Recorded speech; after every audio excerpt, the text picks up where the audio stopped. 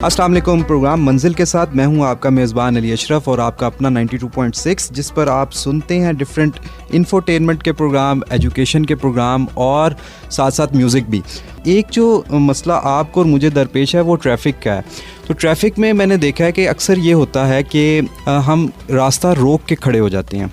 तो एक तो रूल ऑफ थंब है ट्रैफ़िक का कि आपने रास्ता देंगे तो आपको रास्ता मिलेगा, आप अगर रास्ता रोक लेंगे तो अल्टीमेटली वो आपके लिए ही टाइम का एक बहुत बड़ा इशू और क्राइसिस बन जाएगा। तो जिस तरह कि आपको पता है कि हमारे प्रोग्राम मंजिल में हम आपकी मुलाकात ऐसी कुछ शख्सियात से करवाते हैं जिन्होंने अपनी अपनी मंजिल को बड़ी मेहनत से हासिल किया, और ना सिर्फ ये कि वो मंजिल पर जाके बैठ के बल्कि नई मनाजिल के माइलस्टोन तय कर लिए और उन माइलस्टोन को अचीव करने के लिए वो मेहनत, कोशिश और जदोजहद भी कर रहे हैं और अपनी प्रैक्टिसेस, अपनी सक्सेस और ख़ुसूसी तौर पर अपनी फेलियर्स डिस्कस करते हैं हमारे साथ, ताकि एक प्रोसेस जो है वो पता लग जाए। तो आज इसी तरह के एक बहुत ज़बरदस्त गेस्ट हमारे साथ मौजूद हैं, रिजवान शुजा साहब। रिजवान साहब एंटरप्रेन्योर हैं, इसके अलावा एक मोटिवेशनल स्पीकर हैं और मोटिवेशनल स्पीकिंग अब इतनी आम हो चुकी है। मैं इनके लिए जो वर्ड मेरे ख्याल से राइट वर्ड है वो इंस्पिरेशनल स्पीकिंग है, क्योंकि मोटिवेशनल स्पीकिंग तो कोई भी कर लेता है, लेकिन इंस्पिरेशनल स्पीकिंग वही कर सकता है जो सारे प्रोसेस से गुजरा हो। एक एंटरप्रेन्योर जिसने ख़ुद बिज़नेस किया हो, ख़ुद सारे प्रोसेस से गुजरा हो, तो फिर ही वो इंस्पायर कर सकता है लोगों को अपनी प्रैक्टिसेस बता के। तो रिजवान साहब कैसे हैं आप? सबसे पहले तो आपको खुशामदीद। कैसा लग रहा है आपको 92.6 आके? अस्सलाम वालेकुम, thank you very much for having me. बहुत अच्छा लग रहा है सर आपसे मिलके और यहाँ आके यूनिवर्सिटी देख के। बहुत अच्छी यूनिवर्सिटी है। जब मैं यूईटी लाहौर में पढ़ता था तब ये यूनिवर्सिटी यहाँ नहीं थी। अच्छा, तो बड़ा अच्छा लगा इसको देख के। कैंपस बड़ा अच्छा है। रिजवान साहब आपकी, क्योंकि अभी हम सारी प्रोफाइल डिस्कस करेंगे, तो आप ज़्यादा अरसा जो है यूएस में गुजारते हैं और पाकिस्तान आपका ओकेजनल टूर होता है और वो आप अपने काम के सिलसिले में आते हैं, मिलने आते हैं लोगों से, आप चले जाते हैं। तो क्या over the period of time Pakistan के हवाले से हम बात करते हैं कि यार हमारे करप्शन बढ़ रही है, हमारी मसले मसाइल हैं, लेकिन आप कुछ बेहतरी भी आप देखते हैं कि बेहतरी के हवाले से भी कुछ है पाकिस्तान में? डेफिनेटली बहुत बेहतरी आई है जब से हम थे। सबसे पहले तो यही है कि एजुकेशन बहुत ज़्यादा कॉमन हो गई है। उस वक्त इतनी यूनिवर्सिटीज़ नहीं होती थी। अगर किसी को इंजीनियर या डॉक्टर बनना है तो उसका अगर यूईटी में एडमिशन नहीं हुआ या किंग एडवर्ड अल्लामा इकबाल मेडिकल कॉलेज में नहीं हुआ तो उसके पास रास्ते बहुत कम होते थे। तो अब एवेन्यूज़ बहुत ज़्यादा हैं और अपॉर्चुनिटीज़ भी डेफिनेटली पहले से ज़्यादा हैं। लेकिन फिर भी आई थिंक कि बाकी दुनिया में जिस तरह प्रोग्रेस हुई है, ग्रोथ हुई है, इम्प्रूवमेंट हुई है, डेवलपमेंट हुई है, इनोवेशन, क्रिएटिविटी और प्रोडक्शन में, मैन्युफैक्चरिंग में, तो उस तरह की ग्रोथ हमारे यहाँ नहीं हो सकी। डेफिनेटली पहले से तो इम्प्रूवमेंट है कि जो बंदा पहले साइकिल पे था आज मोटरसाइकिल पे है, जो मोटरसाइकिल पे था उसके पास गाड़ी है। उस लिहाज से तो इम्प्रूवमेंट हुई है। लेकिन फिर भी इनोवेशन में, क्रिएटिविटी में, टेक्नोलॉजी में, किसी मेजर इंडस्ट्रियल मैन्युफैक्चरिंग, प्रोडक्शन, उसमें आप वो नहीं देख रहे ग्रोथ। या अच्छा, ये तो हम बहुत डिस्कस करेंगे आगे और प्रोग्राम को बाकायदा हम आगाज़ करते हैं इसका कि बताएं कि पहले आप कि कहाँ आपकी पैदाइश कहाँ पर हुई, बेसिकली किस इलाके से आपका ताल्लुक़ है, और तालीम का बताएं किस तरह से अर्ली एजुकेशन वगैरह। सर मेरे फादर जो हैं वो लाहौर के हैं, जो निस्बत रोड एरिया है, और मेरी मदर जो हैं वो फैसलाबाद से हैं। क्योंकि मेरे फादर की जॉब थी PIA में तो वो कराची मूव हो गए, तो मेरी पैदाइश कराची की है और वहीं मेरी इनिशियल एजुकेशन जो थी, तालीम वहीं पे हुई। मैट्रिक मैंने PAF शारा फैसल हाई स्कूल से किया, फिर FSC मैंने आदमजी साइंस कॉलेज से किया। उसके बाद फिर इलेक्ट्रिकल इंजीनियरिंग करने के लिए मैं लाहौर आ गया, UET लाहौर। उस वक्त मेरा बड़ा भाई जो डॉक्टर हैं, मेरे बुक के को ऑथर भी हैं, डॉक्टर इमरान ख्वाजा, वो किंग एडवर्ड में थे। तो मैं लाहौर आ गया और यहाँ से मैंने इलेक्ट्रिकल इंजीनियरिंग ख़त्म की 1995 में। उसके बाद फिर मैं अमेरिका चला गया, वहाँ मैंने मास्टर्स किया इलेक्ट्रिकल इंजीनियरिंग में केंटकी से। जी अच्छा, आपने you made it look so simple and easy कि आपने इंजीनियरिंग कर ली, दैन अमेरिका चले गए। तो ये बताएं कि हमारे यहाँ जब आपने की, अब 1995 की बात कर रहे हैं, तो उस वक्त तो 2-3 ही प्रोफेशन थे कि डॉक्टर बन जाओ, इंजीनियर बन जाओ, या पायलट बन जाओ, या फोर्सेस में चले जाएं।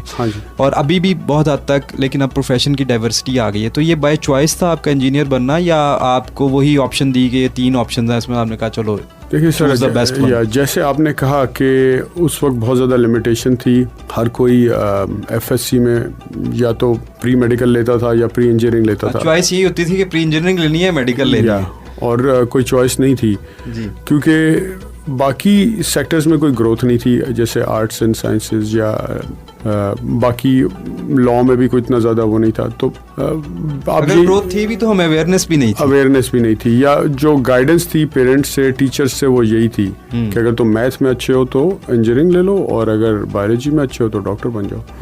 तो मैंने अल्हम्दुलिल्लाह मेरे मैट्रिक में अच्छे नंबर थे, तो मैं आदमजी साइंस कॉलेज में चला गया, और वो उसका मेरिट सबसे ज़्यादा हाई था। फिर वहाँ से 90% लोग जो थे, जैसे गवर्नमेंट कॉलेज होता था यहाँ, उस तरह वहाँ आदमजी साइंस कॉलेज है, तो वहाँ से मैंने एफएससी की, तो मेरे एफएससी में भी नंबर अच्छे थे, तो एनईडी में भी मेरा दाखिला हो गया था, लेकिन मैं यूईटी को मैंने प्रेफर किया, लाहौर को। सही।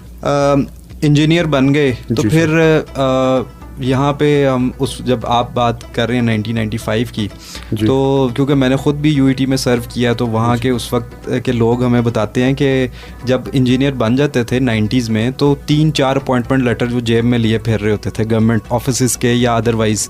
तो आपने जो है वो वापडा ज्वाइन करने या और जो इलेक्ट्रिकल के शोबे हैं वो ज्वाइन करने की बजाय अमेरिका जाना, क्या आपका पर्सनल विजन था, किसी ने गाइड किया, कैसे? असल में हुआ ये कि मेरी फैमिली में से तो कोई भी नहीं था अमेरिका में, बल्कि जो मेरे भाई है डॉक्टर साहब, वो भी मेरे बाद ही आए थे। लेकिन इत्तेफाक से वो जो अर्ली 90s और mid 90s all the way to 2000 पूरी दुनिया में, स्पेशली वेस्टर्न कंट्रीज़ में, अमेरिका, कनाडा, यूरोप में एक बहुत ज़्यादा बूम आया था .com का और सॉफ्टवेयर का और इलेक्ट्रॉनिक्स का। तो बहुत ज़्यादा जॉब्स की डिमांड थी, और यूनिवर्सिटियाँ भी बड़ी इजीली एडमिशन दे रही थी, और अमेरिकन एम्बेसी भी बहुत इजीली वीज़ा दे रहा था। अच्छा। तो जो मेरी क्लास थी, मेरी क्लास में अगर उस वक्त आई वुड से 60 स्टूडेंट्स थे, तो आई वुड से कि 50 जो हैं कम से कम अमेरिका में या कनाडा में हैं। तो वो एक सब लोग जीमैट दे रहे थे, टोफल दे रहे थे, यूनिवर्सिटीज़ में एडमिशन ले रहे थे, तो वो उसी से मुझे अवेयरनेस आई, और मैंने भी एडमिशन के लिए अप्लाई किया, और फिर सारा कुछ जो प्रोसेस है। क्या रियलिटी चेक्स और रियलिटी शॉक्स मिले जब आप अमेरिका गए वहाँ पे, क्योंकि इंटायरली डिफरेंट लाइफस्टाइल है, डिफरेंट सिस्टम्स हैं, कैसे आपने कोप अप किया उससे उधर? देखिए, शुरू में तो मुझे बहुत प्रॉब्लम हुआ ये था कि मेरे पेरेंट्स नहीं चाहते थे कि इनिशियली मैं जाऊँ, वो चाहते थे मैं यहीं रहूँ और जॉब कर लूँ। तो मैंने उनसे फिर यही कहा कि मुझे कोई फाइनेंशियल सपोर्ट नहीं चाहिए, और बस मैं चला गया। ठीक है, जब मैं चला गया तो मैं अपने ट्यूशन के पैसे भी लेके नहीं गया था। मेरा यही था कि मैं वहाँ जाके कोई और जॉब्स वगैरह करके पैसे सेव करूँगा, और फिर अपनी यूनिवर्सिटी की ट्यूशन दे दूँगा। अच्छा, अब जब मैं वहाँ पहुँचा तो जिस साहब ने मुझे पिक करने आना था वो भी नहीं आए, तो बहुत ज़्यादा मैं एक क्राइसिस में आ गया। और बहरहाल करते करते मैं ये हुआ कि मेरा 96 स्प्रिंग यानी जनवरी में एडमिशन स्कूल स्टार्ट होना था यूनिवर्सिटी, लेकिन मैंने उनको कॉल करके कहा कि मैं फॉल यानी अगस्त 96 में आऊँगा, 1 साल तक आपका एडमिशन वैलिड होता है। तो उन्होंने कहा कि ठीक है, आप ये कर सकते हैं। तो उसके बाद फिर मैंने शिकागो में, जो कि केंटकी के बिल्कुल पास ही है, इतना दूर नहीं है, वहाँ मैंने तकरीबन टैक्सी चलाई 6-7 महीने, और उसके बाद पैसे सेव किए, रेस्टोरेंट्स वगैरह में भी काम किया, फिर बाद में टैक्सी चलाना शुरू किया, और उसमें अच्छे पैसे सेव करके फिर मैं यूनिवर्सिटी गया और वहाँ मास्टर्स किया, यानी 2 साल की ट्यूशन मैंने सेव कर ली। सही। आपने एक अपना ग्राउंड पहले तैयार किया, और फिर आपने अपने आप को उधर जो है वो लॉन्च किया। तो शुरू में जॉब्स वगैरह की, जब MS आपने कर लिया? अच्छा, उस वक्त मार्केट बहुत अच्छी थी, तो यूनिवर्सिटी से निकलने से पहले ही जॉब मिल गई मुझे। एक कंपनी थी हिटाची, जापानीज़ कंपनी है, उसमें मुझे जॉब मिल गई। और तकरीबन जहाँ मैं लुईविल से मैं ग्रेजुएट हुआ था, उसके पास ही एक शहर है लेक्सिंगटन, तकरीबन सवा घंटा दूर है, वहाँ मुझे जॉब मिल गई। तो तकरीबन 1.5-2 साल मैंने वहाँ जॉब की। फिर उसके बाद मैं टेक्सास इंस्ट्रूमेंट में चला गया, वहाँ तकरीबन 1.5-2 साल जॉब की। तो उसी में क्या हुआ कि जब मैं टेक्सास इंस्ट्रूमेंट्स में था केंटकी में, तो इन्होंने प्लांट बंद करने का अनाउंस कर दिया, और उसको मैक्सिको मूव कर रहे थे। बहुत सारे मैन्युफैक्चरिंग प्लांट जो है ना, उस वक्त मैक्सिको मूव हुए, क्योंकि वहाँ लेबर सस्ती है और एक्सपेंसेस वगैरह कम है। तो सब लोगों की जॉब चली गई, लेकिन कुछ लोग जो डिज़ाइन में थे उनको इन्होंने बॉस्टन मूव करने की ऑप्शन दी, जिसमें मैं भी था। तो मैं फिर वहाँ से बॉस्टन चला गया और फिर वहाँ टेक्सास इंस्ट्रूमेंट्स में रहा, और फिर मैंने टेक्सास इंस्ट्रूमेंट्स छोड़ के भी फिर एक और कंपनी थी डायनेस्को, वहाँ भी फिर तकरीबन 2 साल काम किया। तो टोटल 6 साल का मेरा एक्सपीरियंस है एनालॉग डिजिटल सर्किट डिज़ाइनिंग का। और इसमें फिर आपने आगे एंटरप्रेन्योरल जो है वो वेंचर्स आपने डिस्कस किए। सामीन, हमारी रिजवान साहब से बड़ी मज़ेदार गुफ्तगू चल रही है और उनकी जिस तरह से उन्होंने अपनी सारी सक्सेस को सिंपलिस्टिक कर दिया है, तो लग ऐसे ही रहा है कि आप और मैं भी जो है ना बड़े आसानी से कर सकते हैं। लेकिन इसके हमेशा सक्सेस के बारे में ये कहा जाता है कि वो टिप ऑफ द आइसबर्ग होती है, नीचे की जो स्ट्रगल है वो भी हम गाए बगाए पूछते रहेंगे। प्रोग्राम में इस वक्त जो हम लेने जा रहे हैं म्यूज़िक ब्रेक, और म्यूज़िक ब्रेक क्योंकि आपको एंटरटेन भी करना है हमने, और ट्रैफिक से आपको जो है चल रखना है, ट्रैफिक के हवाले से आपने बिल्कुल भी पैनिक नहीं होना। तो म्यूज़िक ब्रेक के बाद हम आएंगे और इनसे डिस्कस करेंगे कि इन्होंने एंटरप्रेन्योर्स जो अपना जर्नी है वो किस तरह से स्टार्ट किया और किस जो एक्सपीरियंस है वो गुजरे। तो हमारे साथ रहिएगा।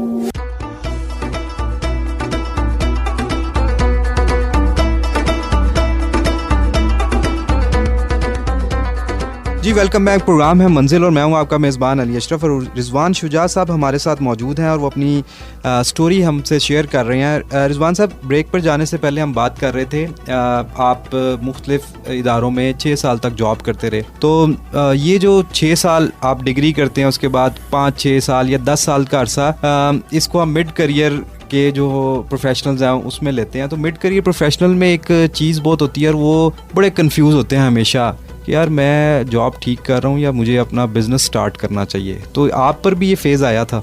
हाँ जी, डेफिनेटली इस फेज से हर बंदा गुजरता है। लेकिन जो है ना, करियर के और फाइनेंसिस के सक्सेस के लिए मैं समझता हूँ एक बहुत इंपॉर्टेंट चीज़ है क्लैरिटी एंड गुड आइडियाज़।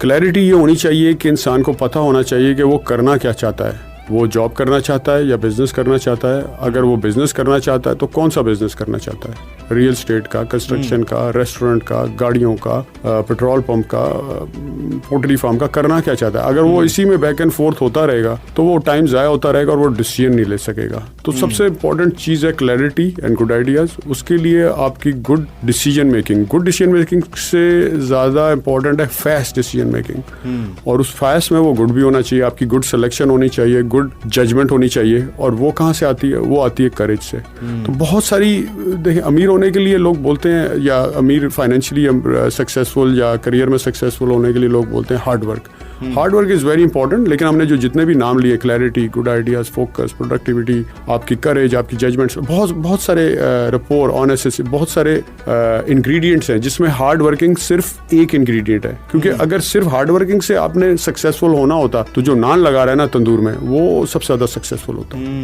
ठीक है ना? लेकिन वो नहीं होगा कभी भी, क्योंकि हार्ड वर्क तो बहुत कर रहा है, सुबह सुबह उठता है और आटा गूंदता है और लगाता है और पसीने में शराबूर रहता है। हम जैसा जो इसको इतनी गर्मी में काम करने की आदत नहीं, शायद डिहाइड्रेट हो जाए। ऐसे ही है। तो आप अपनी बताएं, हमारे अपनी बात बताएं कि जब आप मिड करियर थे तो आपका क्या इंडिकेटर था जिसकी वजह से आप एंटरप्रेन्योरशिप की तरफ आ गए?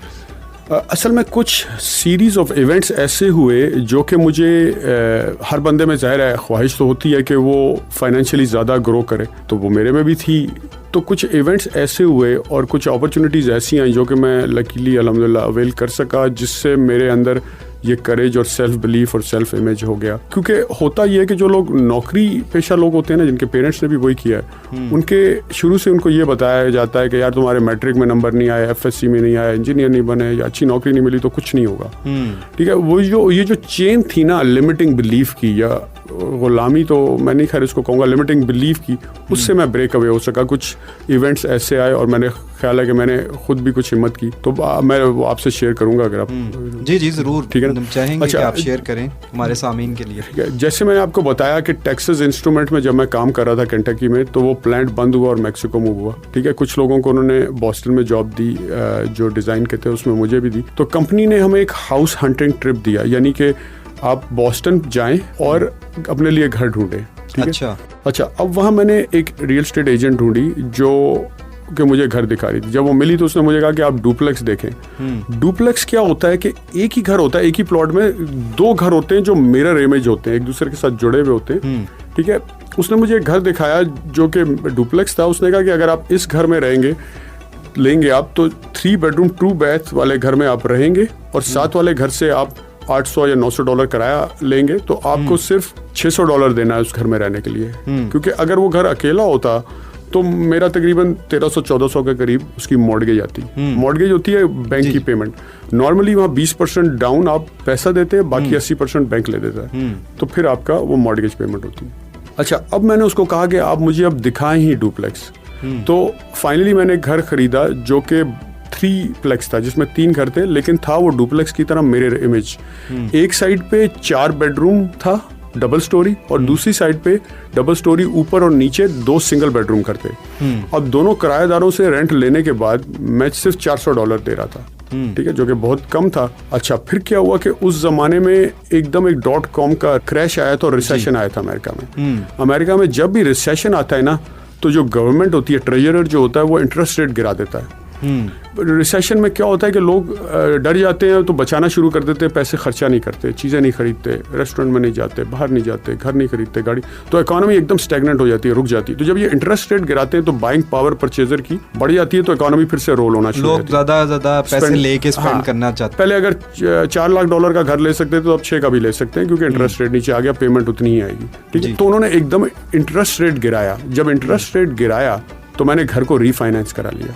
अच्छा, घर को रीफाइनेंस कराया और जो दोनों किराएदार थे, टेनेंट्स थे, उनकी लीज खत्म हो रही थी, उनका थोड़ा सा रेंट बढ़ा दिया। अच्छा, उसके बाद क्या हुआ कि मैं बिल्कुल फ्री हो गया। अब वहाँ पे सबसे बड़ा खर्चा जो है वो आपका रेंट या मॉर्गेज होती है। अब मैं उससे कम्प्लीटली फ्री हो गया, तो मैं जॉब तो मेरी चल ही रही थी टैक्सेस इंस्ट्रूमेंट में, तो मैंने बड़ी जल्दी थोड़े से पैसे और सेव कर लिए, ठीक है ना। इसी तरह फिर मैंने दूसरा घर ले लिया, वो भी 3प्लेक्स था। अब उस घर में क्या कहना चाहिए कि पहले वाले में तो एक में मैं रह रहा था, ठीक है, और ब्रेक इवन करा, इसमें तो तीनों किराए पे थे, तो मेरे $600-700-800 बचना शुरू हो गए। इसी तरह फिर वो बचना शुरू हो गया, तो मैंने पहले वाले घर के बेसमेंट को भी फिनिश करा गया, उसको भी रेंट पे दे दिया, फिर और एक और ले लिया।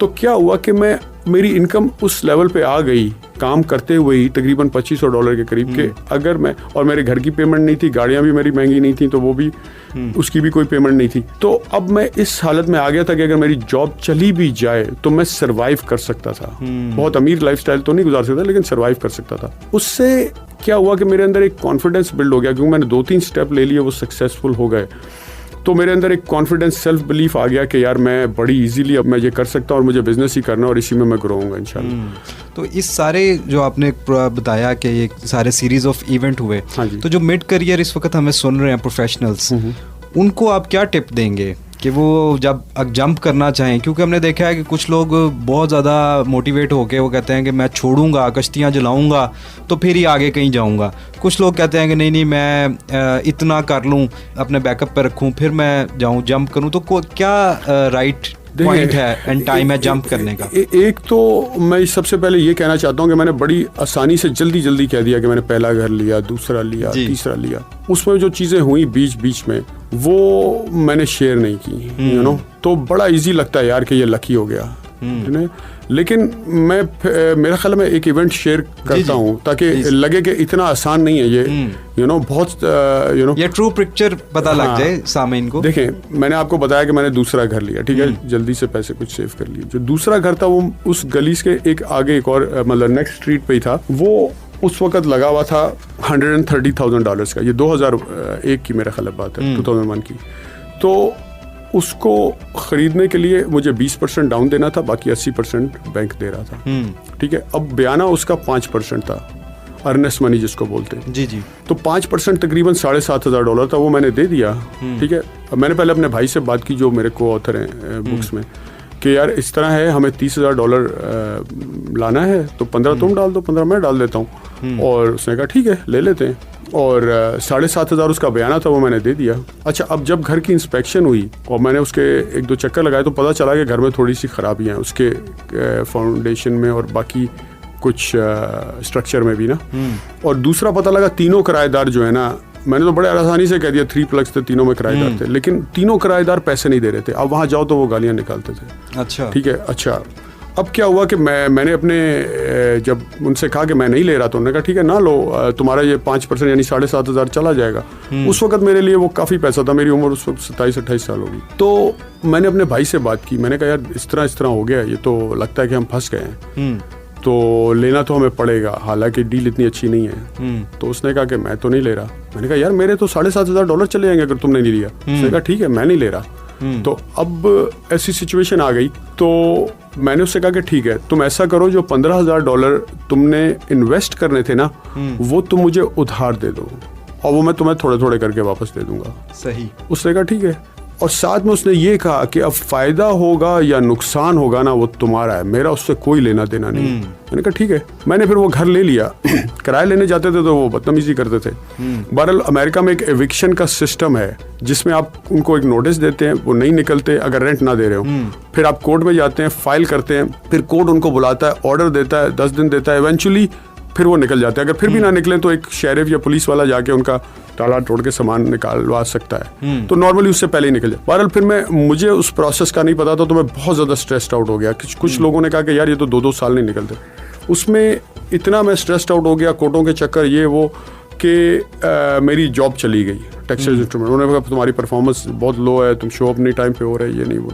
बहरहाल उस वक्त प्रॉब्लम ये थी कि अगर मुझे किराया नहीं मिल रहा तो मेरी पेमेंट $1,500 $1,600 थी, वो मेरी जेब से जा रही थी। मैं उस वक्त अफोर्ड नहीं कर सकता था, मेरे लिए बहुत वो बड़ी अमाउंट थी। बहरहाल करते करते करते वो तीनों निकले। फिर मुझे उतनी देर में एक दूसरी जॉब भी मिल गई, तो मार्केट अच्छी थी अल्हम्दुलिल्लाह। तो फिर मैंने खुद जाके ना बहुत सारी चीज़ों को फिक्स किया, लेट्स से कि नए कारपेट डाले, पेंट किया, सिंक चेंज की, इस तरह की बहुत सारी चीज़ें, ठीक है, खुद की। मैं सुबह 7 बजे काम पे जाता था, 6 बजे वापस आता था, 6 से लेकर 2 बजे तक ये चीज़ें फिक्स करता था, खुद करता था, क्योंकि वहाँ लेबर बहुत महंगी है, खासतौर पे बॉस्टन में, और उस वक्त मैं अफोर्ड नहीं कर सकता। ये तकरीबन आपके 16 to 18 आवर्स ऑफ वर्किंग आपके बन जाते थे। सर जो मैंने इतनी आसानी से कह दिया ना कि मैंने टैक्सी चलाता था, हफ्ते में 120-130 घंटे भी मैंने चलाई है टैक्सी हफ्ते में, यानी सिर्फ 4-5 घंटे सोना, ठीक है ना। और लेकिन अच्छा, क्योंकि मैं ऑब्सेस्ड हो गया था कि करना है उस टाइम पे भी और इस टाइम पे भी, ठीक है ना, कि कोई भी चीज़ और इम्पोर्टेंट नहीं थी तब, तो ऑब्सेस्ड हो गया था। अच्छा, और ज़ाहिर है पैसे का नुकसान भी होना था अगर मैं ना होता आपसे। बहरहाल इवेंचुअली फिर उसको मैंने रेंट पे चढ़ा दिया तीनों को, और फिर तकरीबन 1.5-2 साल के बाद मैंने उसको बेचा, क्योंकि अगर एक रेंटल प्रॉपर्टी किराए पे चढ़ी है, वो आमदनी भी दे रही है, तो उसकी वैल्यू बढ़ जाती है। इन्वेस्टर जो ज़्यादा पैसे देता है उसको मैंने $265,000 में बेचा। अच्छा, 130 में लेके 20, ठीक है ना। अब मॉरल आपको एक जंप मिल गया, फाइनेंशियल जंप मिल गया। अच्छा, मॉरल ऑफ द स्टोरी ये है कि जब मैंने बेच लिया तो मैंने अपने भाई को बताया कि बेच दे। वो तो स्टेट में भी नहीं था, वो किसी और स्टेट में रहता था, उस शहर में भी नहीं था, यानी करना सारा कुछ मुझे ही था। तो मॉरल ऑफ द स्टोरी ये कि जब मैंने उसको बताया तो उसने सोचा कि यार मैंने क्यों हट गया पीछे, राइट। तो बेसिकली ये है कि वो डिसीजन, रिस्क और जजमेंट और करेज, वो फेथ, यकीन के मैं कर, बहुत सारी चीज़ें हैं जो आपको सक्सेसफुल होने के लिए हेल्प करती हैं। अब सबसे इंपॉर्टेंट बात है, यू हैव टू, अब वो चीज़ें आएंगी कैसे, you have to work on yourself harder than your job. Your inner world create your outer world. जो आपके अंदर है ना, वही आपको बाहर में रिजल्ट मिलेगा। जी सामीन, वक्त है इस वक्त हमारे पास म्यूज़िक ब्रेक का, और रिजवान साहब से बड़ी इंस्पिरेशन किस्म की गुफ्तगू चल रही है, इंस्पिरेशनल गुफ्तगू हमारी जारी रहेगी।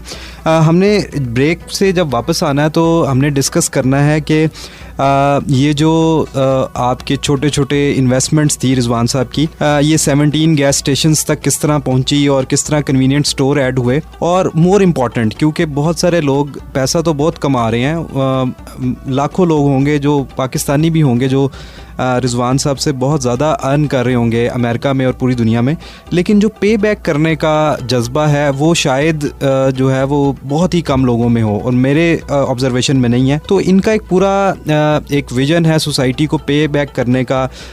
कुछ 3 बुक्स के ऑथर भी हैं, इनकी 6 बुक पाइपलाइन में भी हैं, कुछ उर्दू में भी काम कर रहे हैं। तो ये सारी बातें हमने इनसे पूछनी है। आप हमारे साथ रहिएगा, और म्यूज़िक ब्रेक के बाद हम जल्दी से वापस आ रहे हैं।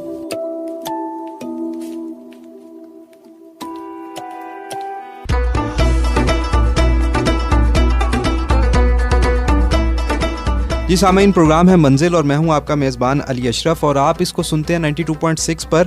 और ये बात आपको बताने की ज़रूरत तो नहीं है, लेकिन फिर भी रीइंफोर्स कर रहे हैं कि आप ये पूरी दुनिया में एंड्रॉयड और एप्पल की जो ऐप्स हैं उसके ज़रिए भी सुन सकते हैं, और हवा के दोष पर आपके मोबाइल फ़ोन पर, रेडियो सेट्स पर और गाड़ियों में तो आप इसे सुन ही रहे होते हैं। तो अगर आप इसके प्रोग्राम सुनना चाहते हैं तो एंड्रॉयड ऐप और एप्पल की जो iOS है उसके ऊपर भी अवेलेबल है ऐप, और इसको आप लाइव सुन सकते हैं दुनिया के किसी भी खत्ते में, किसी भी हिस्से में बैठ के। तो ब्रेक पर जाने से पहले हम बात करते हैं, रिजवान साहब ने अपनी जो स्ट्रगल्स हैं वो बताई, हमारे साथ शेयर की, और इससे हमें पता लगा कि सक्सेस के अंदर जो पार्ट एंड पार्सल है वो स्ट्रगल है, और उस स्ट्रगल से इमर्ज करना है, और इमर्ज करके ही जो लोग उस स्ट्रगल से इमर्ज होते हैं वही लोग जो हैं कुछ ना कुछ मार्क अपनी सोसाइटी में, अपने ख़ानदान में, अपनी ज़ात में डाल सकते हैं। तो रिजवान साहब, जब हमने ब्रेक से पहले हम बात कर रहे थे कि 17 गैस स्टेशन, इसको आप ज़रा कि कैसे आपका पहला गैस स्टेशन कैसे हमारे वजूद में और उसको कैसे आपने ग्रो किया। जी देखिए, जैसे मैंने आपको कहा कि जब मेरी इनकम तकरीबन इतनी हो गई कि मुझे सरवाइव करना कोई मसला नहीं था, अगर जॉब चली भी जाए, तो उस वक्त मेरे अंदर एक वो कॉन्फिडेंस और सेल्फ बिलीफ और खुद एतमादी कह लें, फेथ, यकीन जी या करेज आ गई। तो मैंने कहा कि अब मैं बिजनेस ही करूँगा, ठीक है, अब मुझे जॉब नहीं करनी चाहिए, उसमें ग्रोथ उतनी नहीं, क्योंकि मैंने देखा कि मैं 6 साल से तो कर ही रहा हूँ जॉब, तो उसमें मेरी क्या सेविंग है और क्या ग्रोथ है फाइनेंशियल टर्म्स में मैं बात कर रहा हूँ, तो वो उससे कोई किसी भी तरह कंपेरेबल नहीं थी। और इधर प्रॉपर्टी वैल्यूज जो थी, मेरे जो 3 घर ले लिए हुए थे, 3-4 घर, वो बहुत ज़्यादा बढ़ गई थी, ठीक है। तो मैंने यही सोचा कि बस अब मुझे बिजनेस ही करना, और इत्तेफाक से मेरा जो प्रोजेक्ट चल रहा था कंपनी में वो ख़त्म हुआ, तो उन्होंने ले ऑफ कर दिया मुझे। तो अब मेरी जॉब गई हुई थी, तो अब ये डिसीजन लेना और ईजी हो गया, क्योंकि बंदे की अगर जॉब चल रही हो तो बड़ा मुश्किल होता है चलती हुई जॉब को छोड़ना। तो जब मैं वो डिसीजन ले सका, फिर मुझे उससे ले ऑफ होने से पहले ही मैंने लोगों से मिलना, ये जो मेंटरशिप है ना और प्रॉक्सिमिटी, बड़ी इंपॉर्टेंट चीज़ है, यानी अपने से ज़्यादा सक्सेसफुल लोग और जो पहले ये कर चुके हैं काम, उनके साथ कुर्बत में रहना, दोस्ती करना, सीखना उनसे, और ख़ासतौर पे वो लोग जो दूसरों का अच्छा भी चाहते हो, तो वो आपको गाइड करें। और अगर वो थोड़ा बहुत गाइड कर रहे हैं और बहुत ज़्यादा ना भी करें, तो आप ये देख सकते हैं कि वो कर क्या रहे हैं। तो वो कहते हैं ना, successful people are not lucky, they are doing something. तो उससे मैं अपनी जो कम्युनिटी थी उस एरिया में, जो पाकिस्तानियों की या मुसलमानों की, उसमें मैंने देखा कि जो लोग गैस स्टेशन वाले थे, यानी अमेरिका में पेट्रोल पंप को गैस स्टेशन बोलते हैं, तो और उसके साथ ही एक छोटा सा ग्रोसरी स्टोर होता है जिसको कन्वीनियंस स्टोर भी बोलते हैं, यहाँ शायद टक शॉप बोलते हैं जी, टक शॉप, ठीक है ना, लेकिन वहाँ टक शॉप जरा सी इससे बड़ी होती है। तो एक ग्रोसरी स्टोर और टक शॉप के समझ लें, दोनों का एवरेज लगा लें, ठीक है, उस तरह होती है। तो मैंने डिसाइड किया कि मुझे यही करना है, गैस स्टेशन, कन्वीनियंस स्टोर, क्योंकि मुझे उसमें कुछ थोड़ी सी गाइडेंस मिल रही थी और लोग भी थे। अच्छा, अब उसी टाइम पे क्या हुआ कि प्रॉपर्टी वैल्यू काफ़ी ज़्यादा बढ़ गई, और मैंने रियलाइज़ किया कि क्योंकि यहाँ बॉस्टन में ना कोई नई जॉब्स आ रही हैं, ना पैसा आ रहा है, ना लोग आ रहे हैं, लेकिन वैल्यू बढ़ी जा रही है, तो क्योंकि वो इंटरेस्ट रेट गिरा रहे थे, तो मैंने डिसाइड किया कि मैं ये बेच देता हूँ, क्योंकि अब ये और नहीं बढ़ेगी, ये गिरेगी, रिसेशन आए, मतलब प्रॉपर्टीज़ में भी रिसेशन आएगा। और मैंने उसको इरादा कर लिया कि मैं बेच लूँगा। और उसी देर में मेरे भाई ने, टेक्सास में छोटे भाई ने घर लिया, जो कि काफ़ी ज़्यादा सस्ता था, एंड आई रियलाइज़ कि यार वहाँ तो घर बहुत ही सस्ते हैं एज़ कम्पेयर टू बॉस्टन। और मैंने उससे पूछा कि यार प्रॉपर्टी वैल्यू कितनी अप्रिशिएट हुई है, तो पता चला पिछले 15 सालों में प्रॉपर्टी वैल्यू बढ़ी नहीं, उतनी ही है। तो मैंने सारा कुछ बेचा और मैं टेक्सास मूव हो गया, और वहाँ पे जाके मैंने घर ले लिया कैश पे, और एक पहला गैस स्टेशन लिया। सही। तो फिर कैसे आपने इसको इमर्ज किया, 1 से 2, 2 से 3, 5, 10, 15, 17, कैसे? बस उसमें यही था कि वही फॉर्मूले को रिपीट करते रहे आप, इन्वेस्टमेंट को रीइन्वेस्ट करते रहे। हाँ, रीइन्वेस्ट करता रहा। वो घरों में या प्लॉटों में तो बड़ा इजी है, लेकिन रेस्टोरेंट्स या गैस स्टेशन में बड़ा मुश्किल है, क्योंकि उसमें ऑपरेशंस भी आ जाते हैं, ठीक है। जब उसको आप स्केल करते हैं ना, लेट्स से 2 तक तो आप कर रहे हो, उसके बाद आप उससे ज़्यादा 3, 4 से ऊपर जब आप जाते हो तो मैनेज करना मुश्किल हो जाता है, क्योंकि एम्प्लॉयज़ हैं, और जो थोड़े अनएजुकेटेड एम्प्लॉयज़ होते हैं, उनको उनके वर्क वैल्यूज़ और एथिक्स भी उस तरह अच्छे नहीं होते, तो चोरियाँ शुरू हो जाती हैं। हुआ यही कि मैंने पहले से दूसरा लिया, जब दूसरा लिया तो ज़ाहिर है मेरी इनकम थोड़ी सी बढ़ गई। जब तीसरा लिया तो तीसरे में लॉस होना शुरू हो गया, क्योंकि वो थोड़ा दूर भी था, मैं जा नहीं सकता था, तो वहाँ चोरियाँ शुरू हो गई। तो इवेंचुअली क्या हुआ कि जब मैं 3 पे पहुँचा तो मैंने रियलाइज़ किया कि यार मेरे पैसे तो उतने ही बन रहे हैं जितने 1 में बन रहे थे। ठीक है ना, और पेन मल्टीप्लाई हो गई, बहुत ज़्यादा मल्टीप्लाई, पैसा भी जो लगा हुआ वो ज़्यादा है और इन्वेस्टमेंट का भी नुकसान है, तो हर वक्त स्ट्रेस। तो मैंने ये देखा कि यार ये तो मसला गड़बड़ है, तो मैंने फिर 2 बेच दिए और वापस मैं उस पर 1 पे आ गया। और फिर मैंने क्या किया कि दोबारा घरों में इन्वेस्ट करना शुरू कर दिया। अब मेरे पास सिर्फ एक ही घर था जिसमें मैं रह रहा था। दोबारा मैंने कहा कि मैं अब घरों में इन्वेस्ट करता हूँ, उसमें नुकसान तो नहीं हो सकता। एक में मुझे एक गैस स्टेशन में अच्छा खासा नुकसान हुआ था क्योंकि उसकी सेल गिर गई, जब बेचा तो वो जितने का लिया था उसके आधे से भी कम पैसे मिले। सही, ठीक है। तो मैं इस नतीजे पे पहुंचा कि यार जब तक फिर मैं घरों में इन्वेस्ट करता हूँ, ज़्यादा से ज़्यादा कोई 1 महीना 1.5 महीना रेंट नहीं देगा, प्रॉपर्टी की इन्वेस्टमेंट तो वहीं खड़ी है ना, तो मुझे एटलीस्ट नुकसान नहीं हो सकता, फ़ायदा नहीं हो। तो मैं ये करना शुरू हो गया। तो अब कोई पूछता था यार, ये किसी ने मुझसे पूछा कि यार तुमने गैस स्टेशन छोड़ के वापस घरों में आ गए, क्यों किया ऐसे? तो मैंने कहा यार क्योंकि जब तक ओनर नहीं होता ना तो बिजनेस चल नहीं सकता।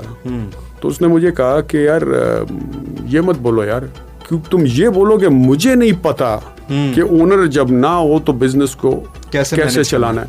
क्योंकि वॉलग्रीन्स तो चल रहा है, वॉलग्रीन्स का नाम सुना आपने? जी जी। एक बहुत बड़ी चेन है फार्मेसी की और कन्वीनियंस स्टोर की, उसके मेरा ख्याल 13,000 कनाडा में। तो उसने कहा वो तो चल रहा है ना, तो इससे ये तो साबित हो गया कि तुम्हारा वहां होना जरूरी नहीं। तुम ये कहो मुझे नहीं पता, तुम जब ये मानोगे ना कि मुझे नहीं पता, तो हो सकता है कि तुम उनका मॉडल देख के या किसी दूसरों का मॉडल देख के सीखना शुरू करो और ग्रो करना शुरू कर दो।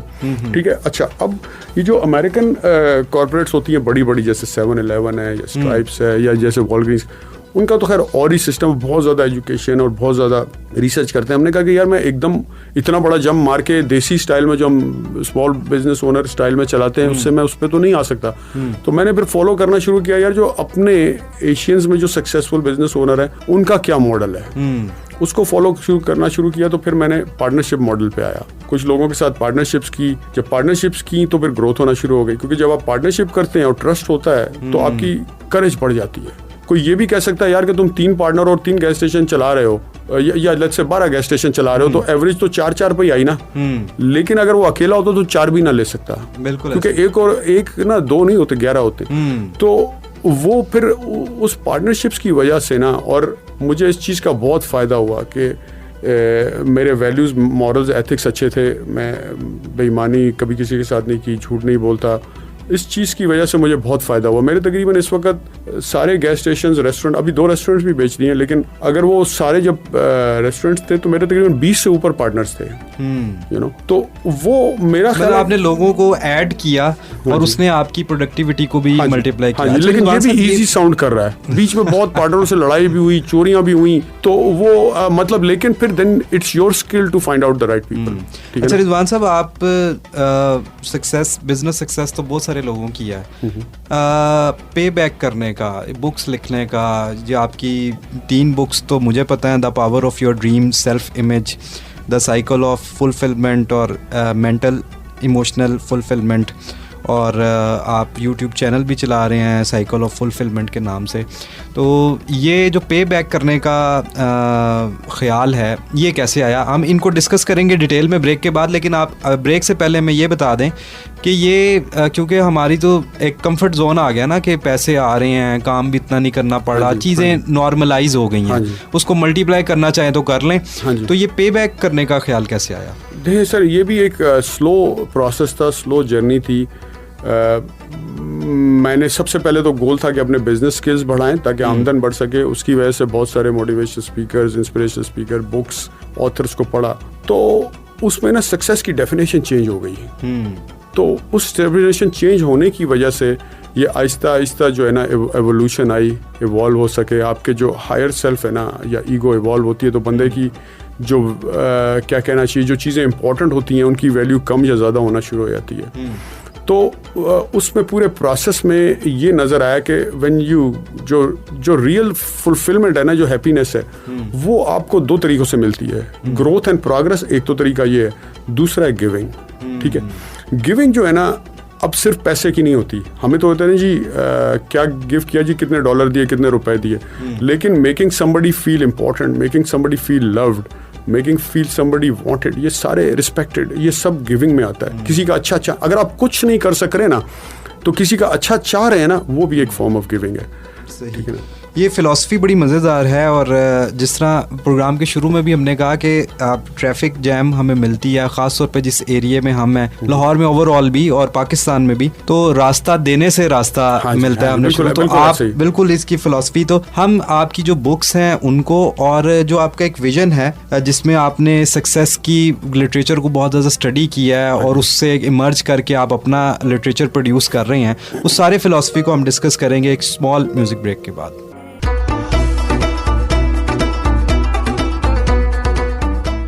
जी सामीन, उम्मीद है कि आप इस प्रोग्राम से बड़ा महसूस हो रहे होंगे और आप में से जो यंग स्टूडेंट्स हैं और वो हमें सुन रहे हैं, उनको ये एक प्रोसेस, एक केस स्टडी हम एक पूरी लिव कर रहे हैं। हमने इनकी लाइफ को स्टडी किया, इनके बिजनेसेस को, इनकी सारी स्ट्रगल को स्टडी किया। रिजवान साहब, जिस तरह हमने ब्रेक पर जाने से पहले बात की थी कि आपने बुक्स लिखी हैं, तो बुक्स लिखने की मोटिवेशन क्या थी आप? देखिए सर, सबसे पहले तो गोल था कि अपने बिजनेस स्किल्स इंप्रूव किए जाएं so we can make more money, यानी अपनी आमदन बढ़ाई जा सके। उसकी वजह से हमारे अंदर सेल्फ रिफ्लेक्शन डेवलप हो चुका था। सेल्फ रिफ्लेक्शन का मतलब है कि आप उस स्टेज पे पहुंच जाते हैं कि आप किसी और को ब्लेम नहीं कर रहे होते, कंप्लेन नहीं कर रहे होते। आप ये समझ जाते हैं कि अगर मैं ठीक होना शुरू हो जाऊं, मैं इंप्रूव होना शुरू हो जाऊं, तो चीज़ें इंप्रूव और ठीक होना शुरू हो जाएंगी। जब आप उस स्टेज पे पहुंच जाते हैं ना, फिर आप ये सेल्फ हेल्प बुक्स और अपने ऊपर काम करना शुरू करते हैं। तो हमने बहुत सारी बुक्स पढ़ी, कोर्सेज अटेंड किए, वर्कशॉप्स, सेमिनार्स। तो गोल तो था कि बिजनेस स्किल्स इंप्रूव करके इनकम बढ़ाएं, लेकिन हमें ये समझ आना शुरू हुआ कि बहुत सारे स्पीकर्स ने कहा कि success, real success is happiness, fulfilment या पीस। कुछ ने कहा कि your health and fitness is success, कुछ ने कहा कि your relationship with people and Allah ताला यानी रूहानियत इज सक्सेस, कुछ ने कहा कि आपकी नॉलेज, एजुकेशन, आपकी जॉब, करियर इज सक्सेस, कुछ ने कहा कि फाइनेंशियल वेल्थ या financial wealth management is success. अब इतनी सारी चीज़ें हो गई तो समझ में नहीं आ रहा था सक्सेस है कौन सी वाली। ठीक है, फिर eventually we came up with this model कि सक्सेस इज अचीविंग 5 गोल्स। ठीक है, पहला जो है वो जो जैसे कि हमारी बुक है द साइकिल ऑफ फुलफिलमेंट, उसकी उर्दू में ट्रांसलेशन हुई है और वो अवेलेबल है लाहौर में। उसका नाम इन्होंने रखा है उर्दू में ट्रांसलेशन में कामयाबी। तो पहला गोल है मेंटल इमोशनल फुलफिलमेंट यानी जहनी और कल्बी सुकून। दूसरा है फिजिकल हेल्थ एंड फिटनेस यानी जिस्मानी सेहत और तंदुरुस्ती। तीसरा है relationship with people and Allah ताला यानी अल्लाह ताला से और उसकी मखलूक से रिश्ता और ताल्लुक। चौथा है करियर, जॉब और बिजनेस यानी आपका कारोबार या नौकरी या जो भी माश का जरिया है। पांचवा है financial wealth and material things यानी दुनियावी मालो दौलत। अच्छा, अब बुक साहब ये कोई हम सुपरमैन की ट्रेड्स तो नहीं कहीं, जिस तरह आपने ये it sounds very interesting and good, जिस तरह आपने कहा कि फिर मेंटल हेल्थ होनी चाहिए, फिजिकल हेल्थ होनी चाहिए, रिलेशन आपके शिप अल्लाह के साथ और लोगों के साथ, excellence in career, financial health, तो ये मुझे मतलब sounds very good and interesting, लेकिन ये सारी अचीव करने के लिए मुझे लग रहा है कि हमें शायद सुपरमैन होना पड़ेगा। तो ये इन 5 को बताना इट्स वेरी इंटरेस्टिंग, लेकिन इसको मैनेज कैसे करेंगे? देखिए, बात ये होती है कि आप अपना एक आइडियल सेट करते हैं, गोल सेट करते हैं। मिसाल के तौर पे एक लड़का है 16-17 साल का जी, वो उसको बॉडी बिल्डिंग का शौक पड़ गया है। फर्ज करें कि 100 लोगों को ले लें जिनको बॉडी बिल्डिंग का शौक है, वो आर्नल्ड की तस्वीर रखते हैं और देखते हैं कि यार हमें ऐसा बनना है। ठीक है, मेरा ख्याल है शायद उनमें से कोई भी नहीं बन सकेगा, लेकिन जब वो कोशिश करते हैं, जिम जाना शुरू करेंगे, फिर उनके अंदर एक तगोदा होगी कि यार कौन सी एक्सरसाइज करनी है, कौन सी नहीं करनी, क्या खाना है, क्या नहीं खाना, कितनी देर सोना। जब वो कोशिश करेंगे, अगर आर्नल्ड फर्ज करे 10 था और वो 0 थे, तो कोई 2 पे पहुंचेगा, कोई 4 पे पहुंचेगा, कोई 6-7 पे पहुंचेगा। तो आइडियल और परफेक्ट तो कभी भी कोई नहीं हो सकता। हमें कोशिश करनी है उसको करीब पहुंचने की, उस जैसा बनने की और वो चीज़ अचीव करने की। जिस तरह साइंस का बैकग्राउंड आपका भी है, मेरा भी कुछ साइंसेस का बैकग्राउंड है, तो हम जब आइडियल की डेफिनेशन पढ़ते हैं तो उसकी डेफिनेशन ये होती है कि which is not achievable, it is a reference point. तो ये आपकी बात से मुझे इसको रिलेट किया कि ये जो 5 आपने पैरामीटर्स दिए हैं, ये रेफरेंस पॉइंट हैं, इनके साथ आप। अच्छा, हमें क्योंकि टाइम का हम बिल्कुल अपने ख़त्म की तरफ जा रहे हैं, तो ये 5 को आप अगर मुख्तसर एक्सप्लेन कर दें कि मेंटल और इमोशनल फुलफिलमेंट से आपकी क्या मुराद है? देखिए, मैं 5 को थोड़ा थोड़ा एक्सप्लेन करता हूँ और ये भी बताता हूँ कि वो एक दूसरे से कैसे रिलेटेड है, और मैं इसको साइकिल या दायरा जी क्यों बोलता हूँ। देखिए, नंबर 1 है मेंटल इमोशनल फुलफिलमेंट। वो है क्या और उसको नंबर 1 पे क्यों रखा? मेंटल इमोशनल फुलफिलमेंट का मतलब मेरे नज़दीक है not to experience hate, jealousy, anger, resentment, worry, fear, greed, ego, यानी हसद, नफरत, गुस्सा, बदला, डर, खौफ, परेशानी, इससे बचना, इसको एक्सपीरियंस ना करना, and be able to cultivate positive emotions like love, compassion, gratitude, gratefulness, thankfulness, empathy, sympathy, giving, right? अच्छा, अगर हम अच्छे एक्सपीरियंस, हमारी लाइफ का जो भी मकसद है ना, हमने जो भी किया लाइफ में, स्कूल गए, यूनिवर्सिटी गए, फिर जॉब की, शादी की, गाड़ियाँ ली, घर लिए, मकसद उसका था to change the emotional content of our life, to change the way we feel, to experience good emotions, right, and prevent the painful emotions, right? Allah ताला ने हमारा दिमाग, प्रोग्राम या वायर ही ऐसे किया, चाहे हमें पता है या नहीं पता। मैं BMW भी लेना चाह रहा हूँ ना, तो मकसद उसका ये है कि I want to change my emotional content, I want to change the way I feel, मेरे जो इमोशन जो मैं फील कर रहा हूँ मैं चेंज करना चाह रहा हूँ, ठीक है? तो वो पहला गोल है, हमारा गोल ही वही है, तो इसलिए मैंने उसको पहला रखा है। और अगर हम उसको एक्सपीरियंस कर रहे हैं तो हमारा दूसरा गोल जो फिजिकल हेल्थ और फिटनेस है वो ऑटोमेटिकली इंप्रूव होगा। यानी कि आपको पता है, क्लिनिकल और मेडिकल साइंस प्रूव कर चुकी है कि नफरत से, गुस्से से, हसद से आपकी हेल्थ को फर्क पड़ता है। एग्जैक्टली, ठीक है ना? नॉट जस्ट मेंटल हेल्थ को तो खैर पड़ता ही है, फिजिकल हेल्थ को भी पड़ता है। बिल्कुल ठीक है, आपकी फिटनेस को, आपकी एनर्जी लेवल्स को फर्क पड़ता है। ठीक है,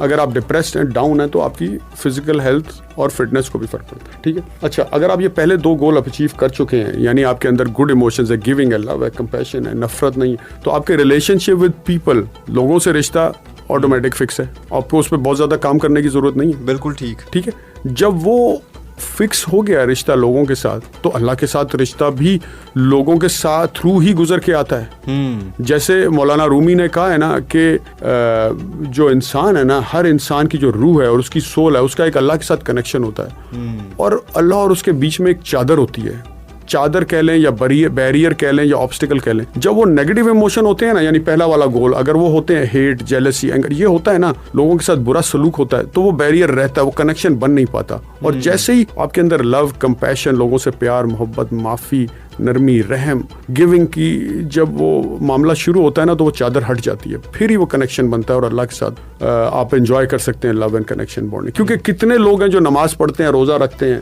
दाढ़ी भी रख ली, हज भी, फिर भी झूठ बोल रहे हैं, बेईमानी कर रहे हैं, धोखा दे रहे हैं, डिसऑनेस्ट है, लोगों का बुरा चाह, लोगों के लिए जो है आसानियों की बजाय मुश्किलें पैदा कर रहे हैं। तो क्योंकि उनका अल्लाह के साथ जो रिश्ता है ना, वो अभी शुरू नहीं हुआ। जब वो होता है ना शुरू, फिर हर मामला ठीक होना शुरू हो जाता है। तो अगर आपका मेंटल इमोशनल स्टेट गुड है, आप गुड मेंटल इमोशनल स्टेट में, तो आपका फोकस, प्रोडक्टिविटी हाई होगा ऑटोमेटिकली। आपकी किसी से लड़ाई हुई है, आपको बुक दे दी जाए, पढ़ें, आपकी फोकस डाउन होगा तो आप उसको एब्जॉर्ब नहीं कर पाएंगे, तो आपकी फोकस, प्रोडक्टिविटी इंप्रूव हो जाएगी, राइट? जब अच्छी स्टेट में, तो आपको कारोबार पे फायदा होगा। आपकी हेल्थ अच्छी है तो कारोबार पे फायदा होगा। आपकी एनर्जी लेवल हेल्थ की वजह से अच्छी है तो कारोबार पे, बिजनेस पे, जॉब पे फायदा होगा, जो कि चौथा गोल है। लोगों के साथ अच्छा, तीसरे गोल में आपको फायदा हो रहा है, यानी लोगों से अच्छा कॉन्टेक्ट्स है, नेटवर्किंग है, रेपोर है, तो फायदा होगा बिजनेस में, राइट? लोग आप पे ट्रस्ट कर सकते हैं। जब अल्लाह के साथ ताल्लुक और रिश्ता इंप्रूव होगा, तो इसका मतलब आपके अंदर एक यकीन और फेथ आएगा। यकीन और फेथ का मतलब है कि इस बात पे यकीन, अल्लाह की जात पे तो आएगा ही, यानी इस बात पे भी कि मेरा जो भी गोल है ना, वो मैं अल्लाह की मदद से अचीव कर लूंगा। जब आपका सेल्फ बिलीफ, सेल्फ इमेज जो हम बात कर चुके हैं, वो हाई होगा, तो करेज बढ़ेगी। और अमीर आप करेज से और सेल्फ बिलीफ से ही बनते हैं, वरना नान लगाने वाला भी अमीर होता है। ठीक है, तो आपको ये सारे तीनों गोल जब आप अचीव करेंगे ना, तो चौथे गोल में तो आपको ग्रो करना ही करना है। स्पेशली अगर आप बिजनेसमैन, फिर तो करना ही करना है। जॉब में उतना फायदा नजर नहीं आएगा इतनी जल्दी, लेकिन बिजनेस में तो बहुत फायदा। और जब चौथे गोल में आप थ्राइव और प्रॉस्पर कर रहे हो, then money comes with it, जो कि 5वां गोल है। ठीक है, 5वां गोल पैसा।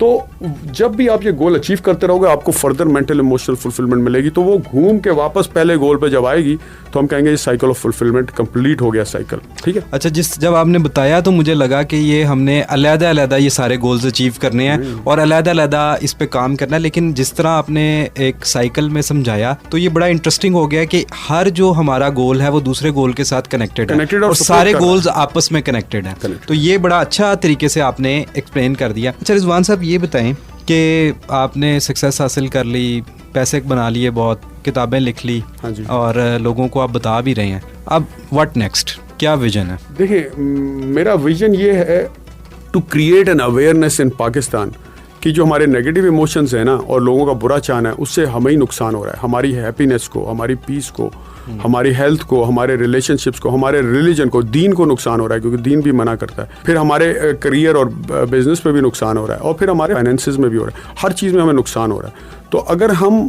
अपने अंदर एक मॉरल्स और कोड ऑफ कंडक्ट और एक कॉन्शियसनेस लेवल से ऊपर आ जाएंगे ना, तो हमें हर जगह फ़ायदा होगा एज एन इंडिविजुअल और एज अ नेशन। तो वो जो है ना, अल्लाह की मदद, अल्लाह की रहमत, अल्लाह की बरकत आना शुरू हो जाएगी। जैसे रूमी ने कहा ना, कि मौलाना रूमी ने, कि वो अल्लाह के साथ कनेक्शन बन जाता है, फिर ही मदद आती है। सही, क्योंकि हमारे पास वो मदद नहीं है। वरना जैसे आईफोन बना, गूगल बना, फेसबुक बना, नेटफ्लिक्स बना, अमेज़न, ये फैसलाबाद में, गुजरावाला में, सियालकोट, काड़ा, कुसू, सब जगह बन सकते थे, नहीं बने। गलती से नहीं बने, किसी वजह से नहीं बने। अच्छा रिजवान साहब, आपने ये तो बता दिया कि ये होना चाहिए। तो आप क्या कर रहे हैं इस हवाले से? आप, क्योंकि आपने अपने प्रोग्राम में शुरू से ये बात इंडोर्स की है कि हमें बदलना है सबसे पहले। हाँ जी। इस मकसद के लिए आपका क्या विजन है? मैंने फिलहाल तो या प्रैक्टिकल स्टेप्स आप बता दें। प्रैक्टिकल स्टेप्स मैं अपने ऊपर या लोगों की हेल्प, लोगों की हेल्प के लिए आप क्या कर रहे हैं? मैं सर अभी फिलहाल तो यही किया। पहले तो इनिशियली जब मैं खुद सेमिनार्स अटेंड करता था, खुद नॉलेज एक्वायर करा, तो जो मेरे अपने रिश्तेदार, दोस्त, यार 20, 25, 30 लोग, उनसे मिलता था, उनको बताता था, उनको भी बड़ा फायदा। मैंने I have already helped a lot of people quit smoking and drinking, शराब पीना, सिगरेट पीना, चर्स पीना छुड़वाया है बहुत लोगों का। उनका हेल्प किया है to improve in their career और लोगों के साथ बिहेवियर, यू नो। तो एक तो वो छोटे लेवल पे था। फिर मैंने ये सोचा कि यार मैं वीडियोस बना लूँ तो ज़्यादा लोगों को मैसेज पहुंच सकता है, क्योंकि हर एक को एक को बिठा के मैं बताऊँ तो मेरा टाइम इतना तो नहीं हो सकता, और कितने लोगों को बता दूंगा। फिर वीडियो एक दोस्त ने एक दफ़ा बना ली तो हमने फिर वो ट्रांसमिट कर दी, यूट्यूब चैनल बना दिया। फिर उसके बाद अब मैं बुक्स लिख रहा हूँ। तो अब जो नेक्स्ट बुक है वो भी पब्लिश होने वाली है अमेरिका में, फिर यहाँ पाकिस्तान में उर्दू में आएगी। सही। उसमें असल में, क्योंकि जो पहली बुक है जिसमें अभी मैंने जिसकी समरी बताई है, साइकिल ऑफ फुलफिलमेंट, उसमें कोई कह सकता है कि भाई तुम्हारी बात मैं समझ गया हूँ कि हम अपने नेगेटिव इमोशंस को ठीक कर लें तो सब कुछ ठीक होना शुरू हो जाएगा, all the goals will start falling in its right place. लेकिन सिर्फ तुम्हारे बोल देने से कि ठीक हो जाओ, ठीक थोड़ी हो जाएंगे। ठीक कैसे होना है, तो उस पर नेक्स्ट बुक है, उसका नाम है mental emotional fulfilment, a path to spirituality, यानी रूहानियत का सफर। सब टाइटल है how to tame your negative emotions. उसमें टूल्स हैं, टेक्निक्स हैं, मेथड्स हैं, एक्सरसाइज हैं, how to tame your negative emotions. सही। बहुत मज़ा आया रिजवान साहब, और बहुत कम ऐसे प्रोग्राम होते हैं जिसमें वाकई ये एक ख्वाहिश होती है कि वक्त जो है ना वो ऐसे भागे जा रहा होता है और हम उसको पकड़ने की कोशिश कर रहे होते हैं। तो सम अप करेंगे हम प्रोग्राम के बिल्कुल लास्ट में, क्या मैसेज है आपका जो हमारे सुनने वाले हैं, जो यूथ है, जो घरों में ख़वातीन सुन रही हैं, या जो इस वक्त हमें गाड़ियों में सुन रहे हैं, जो हॉस्टल्स में स्टूडेंट्स हमें सुन रहे हैं, हमारी ऐप के ज़रिए जो पूरी दुनिया में हमें सुना जा रहा है, तो क्या मैसेज है उनके लिए? मैसेज सर यही है कि मेरा, जो मैंने बताया कि मेरा मिशन है कि क्रिएट एन अवेयरनेस कि जो हमारे नेगेटिव इमोशंस हैं वो और लोगों का बुरा चाहना, उससे हमें ही नुकसान होता है। ठीक है ना। अगर हम अपने अंदर पॉजिटिव इमोशंस पैदा कर लें तो एक तो रूहानियत का जो सफ़र स्टार्ट होगा और उसी से अल्लाह ताला से ताल्लुक़ बनेगा, और बाकी जितने गोल्स हैं, हैप्पीनेस के, फुलफिलमेंट के, हेल्थ के, रिलेशनशिप्स के, करियर के, एजुकेशन के, बिजनेस के, फाइनेंसेस के, वो भी बहुत आसानी से अचीव होना शुरू हो जाएंगे। क्योंकि अगर आपके अंदर नेगेटिविटी है ना तो बरकत नहीं आएगी, और उसमें फिर रुकावटें आती जाएंगी। आपको साइंस नज़र नहीं आएंगे। ये अल्लाह ताला की तरफ से आपके दिमाग के अंदर फ़िल्टर होते हैं, पास फ़िल्टर और ओपन फ़िल्टर, वो आपको चीज़ें नज़र आना शुरू हो जाती हैं। कॉन्फिडेंस आपका, करेज, फेथ बढ़ता है, तो फिर आप सेल्फ इमेज बढ़ता है, तो आप खुद ब खुद चीज़ें होती जाती हैं। वरना रास्ते में इतनी रुकावटें आती हैं कि फिर आप वो गोल अचीव नहीं कर पाते। तो रास्ते की रुकावटें अगर सामीन आपने दूर करनी है तो पॉजिटिविटी एक बुनियाद है, और उसके आगे ये वो बुनियाद है जिस पर आपकी सक्सेस की जो बिल्डिंग है उसने कंस्ट्रक्शन उसकी स्टार्ट होनी है। तो सुनते रहिए, और हमारा जो प्रोग्राम मंजिल है उसका मकसद ये है कि हम आप में जो लोग प्रोसेस में हैं, जो अपनी सक्सेस की तरफ अपना सफ़र के रास्ते में हैं, उनको हम बता दें कि इन जो लोगों ने मंजिल पे पहुँचे हैं वो किन किन रास्तों से गुजर के पहुँचे हैं। आप इन रास्तों से इत्तेफाक कर सकते हैं, आप इख्तलाफ कर सकते हैं। अगर कोई इसमें आपकी कोई मस्बत बात है तो आप उसे ले सकते हैं। अगर आपको कोई बात नहीं पसंद आई तो आप इसे बिल्कुल छोड़ सकते हैं। हमने कोई दावा नहीं किया किसी प्रोग्राम में कि हम अकले कुल हैं, या जो बातें हमने बताई हैं वो बिल्कुल ठीक हैं। हाँ, एक्सपीरियंस की नज़र में, एक्सपीरियंसेस की की रोशनी में जो भी हमारी लर्निंग थी वो आपके साथ हमारे गेस्ट भी शेयर करते हैं और मैं भी उसको कोशिश करता हूँ कि उनसे सवालात के ज़रिए जान सकूँ। तो सुनते रहें और अब हम बिल्कुल एक इख्तिताम पे हैं। बस यही कहेंगे कि पॉजिटिव एटीट्यूड रखने में आपका कोई इन्वेस्टमेंट नहीं और कोई एनर्जी नहीं लग रही तो आप इसको करेंगे। तो मैंने पर्सनली आज के ये जो बैठक है, गपशप है, सिटिंग है, इससे यही सीखा है और उम्मीद है कि आपके लिए भी यूज़फुल होगा। अपना फ़ीडबैक ज़रूर दीजिएगा, आपके फ़ीडबैक का हमें इंतज़ार रहेगा। प्रोग्राम में मंजिल और मैं हूँ आपका मेज़बान अली अशरफ और आपका अपना 92.6 सुनते रहिए और हमें फ़ीडबैक भी दीजिए। Thank you very much.